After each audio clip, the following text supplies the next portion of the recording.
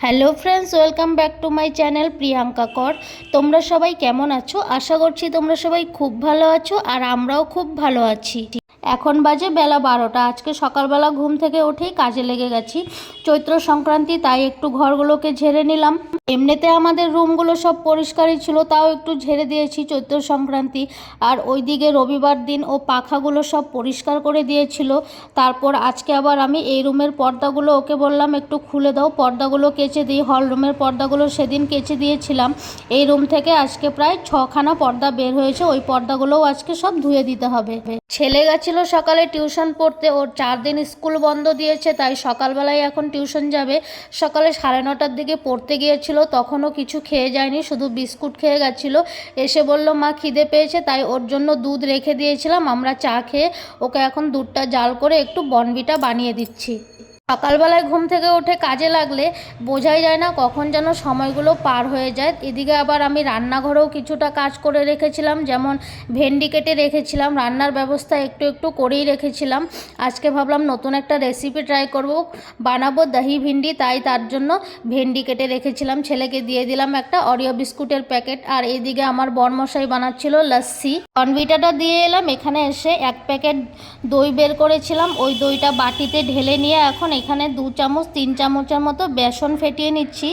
দই আর বেসনটাকে সুন্দরভাবে ফেটিয়ে একটু সময় রেখে দেব।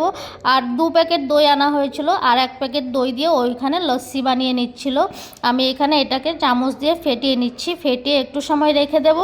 আর ভেন্ডি তো কেটেই রেখেছিলাম, ওইদিকে রসুন কুচি পেঁয়াজ কুচি করে রেখেছি। চলো এখন লস্যিটা খেয়ে আসি।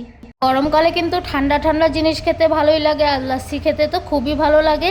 বরমশাই বানিয়েছে লস্যি, ও প্রায়ই ঘরে লস্যি বানায়, চিনি দিয়ে বানায় শুধু, আর কিছু দেয় না।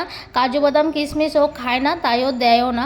লস্যিটা ভালোই হয়েছিল, চিনিটা অতিরিক্ত হয়ে গেছিলো, তার জন্য মনে হচ্ছিল একটু চিনির শিরা খাচ্ছি। যাই হোক, ভালোই বানিয়েছে।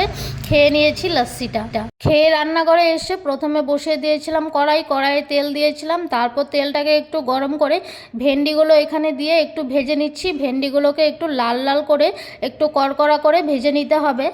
দহি ভিন্ডি তো আমি আগেও বানিয়েছি, কিন্তু এরকম করে আগে কখনো বানাইনি। আজকে প্রথম ট্রাই করছি। আমিও একটা ভিডিও দেখে রেসিপি দেখে তারপরে এটা বানাচ্ছি। জানি না কেমন হবে খেতে। ভিডিওটা দেখলাম, আমার খুব ভালো লেগেছিল, তাই ভাবলাম আমিও বানাই। এই দেখো, ভেন্ডিগুলোকে সুন্দর কড়কড়া করে লাল লাল করে ভাজা করে রেখেছি। আলুর মতন লম্বা লম্বা করে কুচি কুচি করে কেটেছিলাম ভেন্ডিগুলোকে।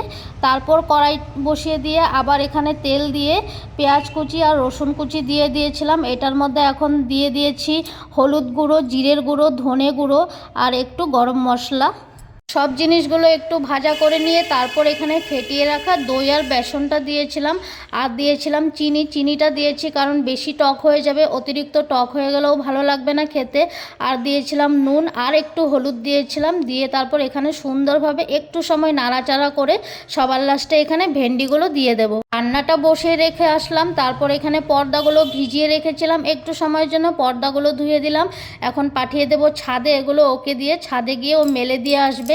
আর এখানে দেখো আমাদের দহি ভিন্ডিটা রেডি হয়েও গেছে। দেখতে কিন্তু অসাধারণ লাগছিল। খেতে কেমন হয়েছিল সেটা তোমাদেরকে কিছুক্ষণ পরেই বলছি। খুব সুন্দর লাগছিল দেখতে, আমার মনে হচ্ছে খেতেও কিন্তু খুব ভালোই হবে। বরমশাই দেখে তো বলছিল ভালো হয়েছে। প্রথমে বলছিল কি বানিয়ে নিয়েছো তুমি আবার আজকে এটা।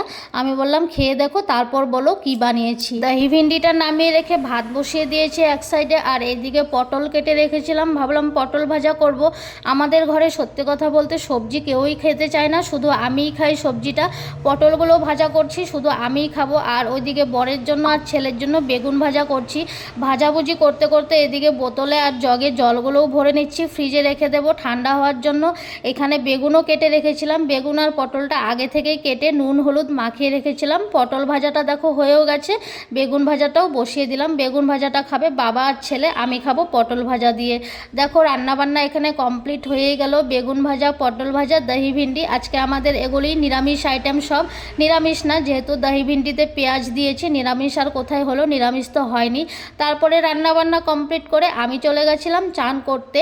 চান করে চলেও এসছি, এখন ঠাকুরকে পুজো দেওয়ার পালা। রান্না কিন্তু আজকে তেমন কিছু করা হয়নি, তাও এত দেরি হয়ে গেছে।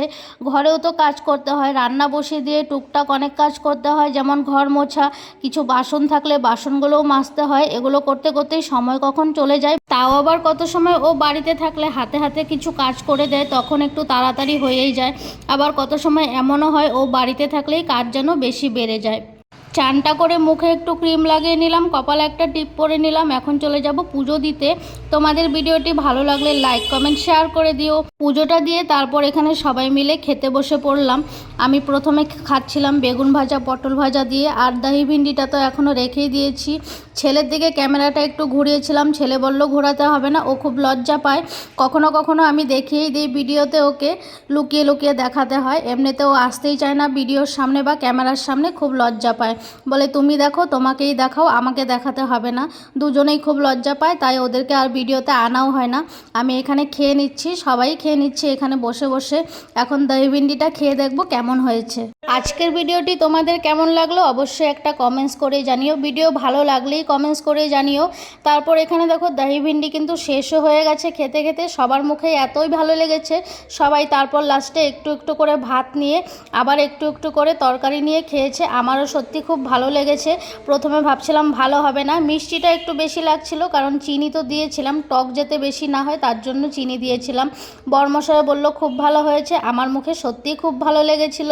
আর আজকের ভিডিওটা আর বেশি বড় করছি না, এখানেই ভিডিওটা শেষ করে দিচ্ছি। তোমাদের যদি ভিডিওটা ভালো লাগে অবশ্যই চ্যানেলটিকে সাবস্ক্রাইব করে রেখো, যারা ভিডিও নতুন দেখো। আর যারা সবসময় দেখো তাদেরকে অসংখ্য ধন্যবাদ ভিডিও দেখার জন্য।